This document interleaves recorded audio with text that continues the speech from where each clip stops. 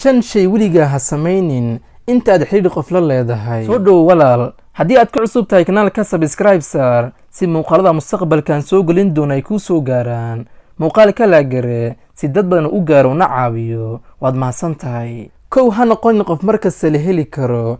helitaankaaga oo bataa waa inta mar lagaa xiisa dhici karo. dadku ma jecla qofka ay markasta arki karaan, waxayna ka jecel yihiin qofka ay u xiisaan aragiisa, muuqiisa iyo la hadalkiisa. ismashquuli intaad ismashquulin karto xitaa haddii aadan mashquul ahayn. haddii qofkani uu arko inaad mashquulsan tahay, waxa uu isku dayi doonaa sida waqtigaa qayb ka mid a u qaadan lahaa. waqtigaasna wuxuu u arki doonaa waqti muhiim ah. 2, ha ka qaadi moobeelka si aad u baarto. tani waxa ay keenaysaa shakiyo inaadan qofkani ku kalsoonayn. qofkani hadduu doonayo wuu ku qiyaami karaa, adigoo weliba samaynayo markasta baaritaan. haddii kalena maba doonayo daacad ayuu kuu yahay. markasta ku kalsoonow qofka. haddii wax shaki keeni kara aad aragto, weydii. waa caadi, waxaa laga yaabaa inuu ku siiyo jawaab ka duwan sida aad u fikirayso. ceeb ma ahan inaad shakido, laakiin kalsoonida idin dhex taala ha ku burinin shaki daraaddii adigoo aadan waxba hubsan. qofna iskuma qasbi kartid, qofna kama yeeli kartid inuu keligaaga kugu ekaado ilaa ay qofka ka timaado. 3, ha kontaroolin su-aalaha badan ee qofkani weydiinayso. jooji. ku kalsoonow naftaada, ku kalsoonow jacaylka, daryeelka iyo danaynta qofkani aad siinayso. ha weydiin miyaad la hadlaysay, xaggee ka timid, intee u socotaa. waxaasi oo dhan shaqo laguu dirsaday ma ahan.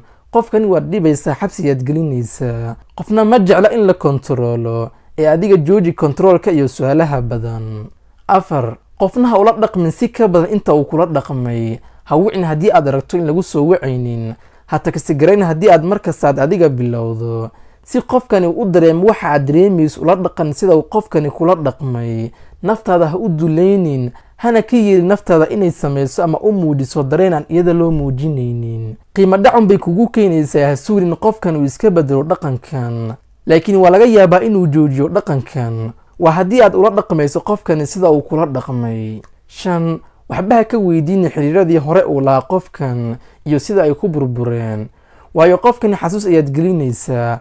waxaadna dib ugu celinaysaa maalmo laga yaabo inuu ka murugoodo ama farxad uu ku dareemo una xiiso qofka, adigana dareenka halkaa lagu ilaago. qofna waxba ha ka weydiinin wixii tegay ee lasoo dhaafay, ee kala hadal kala sheekayso waqti xaadirkan. tala guud iga qaado, haddii mar baad xidhiir aad samaynayso waa inaad soo jeedaa, waayo waxaad rabtaa inaad la dhaqanto qof dareenkiisa, qofkaasi oo kaa fog. waxaana dhici karta in isku meel aadan ku wada noolayn. qofkani waxa uu kaaga baahan yahay ilaalin, dhowrid iyo inaadan ka badbaadinin, waayo wuu ku nici karaa. biniaadamka qaar ma xamili karaan haddii aad isugu geyso dareenkaaga oo idil, waayo iyaga way kaa qalbi iyo dareen dugan yihiin. marka aad rabtid qof dareen aad ku talaasho, ha ka badinin, ee si tartiib tartiiba ugu gudbi dareenkaaga. muuqaalkani halkani ayuu ku egyahay. waynoo muuqaalka xiga. haddii aad ka heshay, fadlan ha ilaawin inaad laagarayso muuqaalka.